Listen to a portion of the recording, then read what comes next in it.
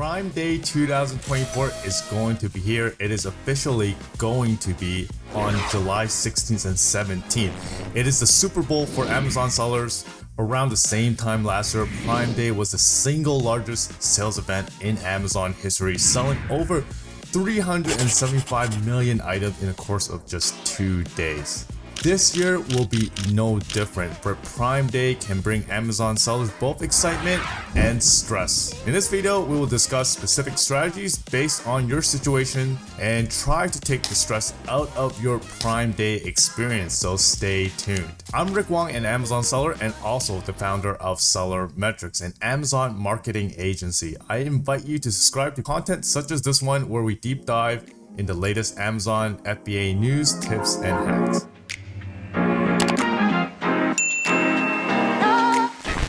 Now, the first question I think you need to ask yourself is whether you actually want to participate in Prime Day or not. You need to weigh the following considerations. One, that is being your inventory position, and two, your profit margins. In terms of inventory, expect the Prime Day event to spike up your sales velocity to 4 to 6 times your daily sales velocity. That means that you have to have at least 1 week's worth of product on hand. Make sure that you have enough inventory positions available in FBA, and also get ready to send the next batch inbound into FBA so you don't go out of stock right after the Prime Day event. Secondly, you gotta look at your margins. To participate in the Prime Day, you're required to offer at least 20% off from your average 30 days sales price. So make sure that your unit economics works out. If not, you could potentially be looking at a situation where you lose money on every sale.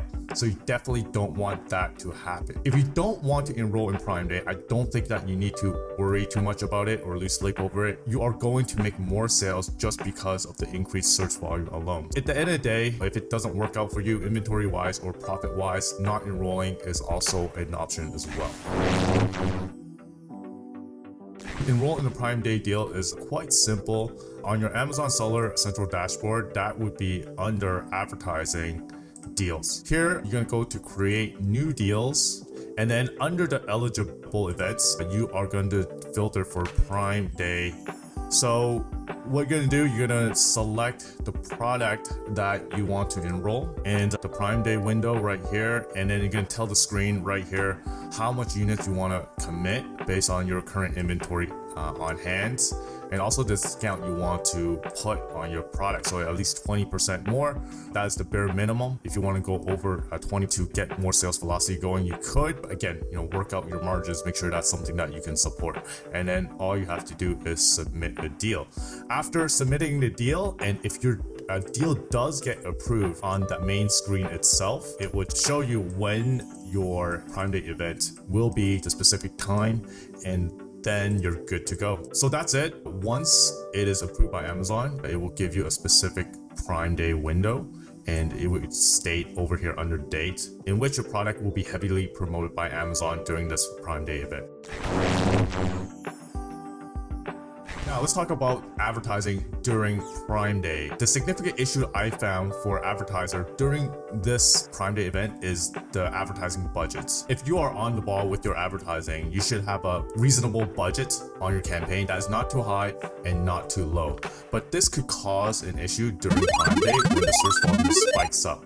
There are really 2 ways that you can mitigate this. There is an easier way and there is a more precise way. First thing that you can do is just select all your campaigns under bulk action, adjust the budget, increase by say 100%. So that's a very easy way to do it. But the thing is that you would need to time this right before Prime Day. And also, even then, when you increase to 100%, some campaign will still be out of budget during Prime Day, even though it has a significant increase. It might not be the best way to do it, but it's a quick and easy way. Okay, the second way to do this is a much more precise way, and this is actually my personal preferred method, which is to just use the campaign budget rule, and this is how you actually will do it. So under the budget, you can see right here, you are going to go to budget rules. And I already have a budget rule created, but if you want to create a new budget rule, You're gonna add a new budget rule, and you're gonna name the budget rule to whatever you like. There's two types, one by schedule and one by performance. For schedule, especially for Prime Day, you could also just do it for the Prime Day right here. Select the actual drop down for the recommended event, and then you could tell Amazon to increase by X amount during this time period. Another thing that I like to do during non-Prime Day is to increase the budget by performance. For this, I would select performance, and then for the date range, I would just do custom date range with no end date, and then recurrence daily, and then I would just say that ROAS has to be greater than, say, 3x in order for it to increase, say, 1%. This allows me to put more budget into campaign that is working, and I could actually do the opposite for the campaigns that is not working, right? Starve those campaigns out, the campaigns that are not doing as well for you. If you do the budget rule, you could actually do it by ACoS. And let me go to a sponsored product campaign. So this one right here, you can add budget rule.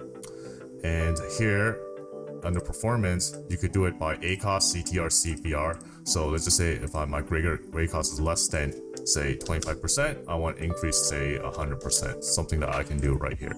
This will allow you to be a little bit more precise during Prime Day. For example, there are some campaigns, maybe your top performing campaigns, that you want to increase way more than the 100% that I showed you in the previous example. And the two methods that I just explained to you, it doesn't have to be done individually. It could also be done in tandem as well. So for example, for most of the campaign, you increase it by 50%, but for some of your top campaign, you could use your budget rules. On top of that, for example, if you have a top 5 campaign that are making majority sales for you, increase those from the additional 50% for all campaigns. But you can also increase it with the budget rules in place as well. And lastly, I just want to make a mention is this. Double check your settings and double check your daily budget cap under the sponsored product budget cap. So during Prime Day, you want to use the campaign level budget and then press save.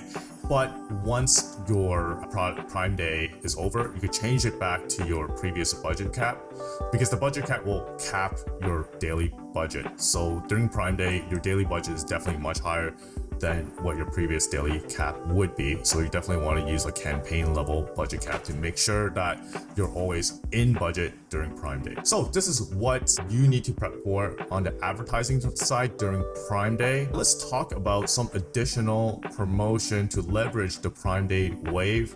If your product, for example, this is one, if your product has a reorder component to it, such as if you're selling a supplement, I suggest you to create a really strong subscribe and save coupon during Prime Day or even after to convert as many customer as possible to your subscribe and save. This will give your brand much more visibility, and you could make up your margins in subsequent sales. Another promotion that you can do during Prime Day is the Prime exclusive deals.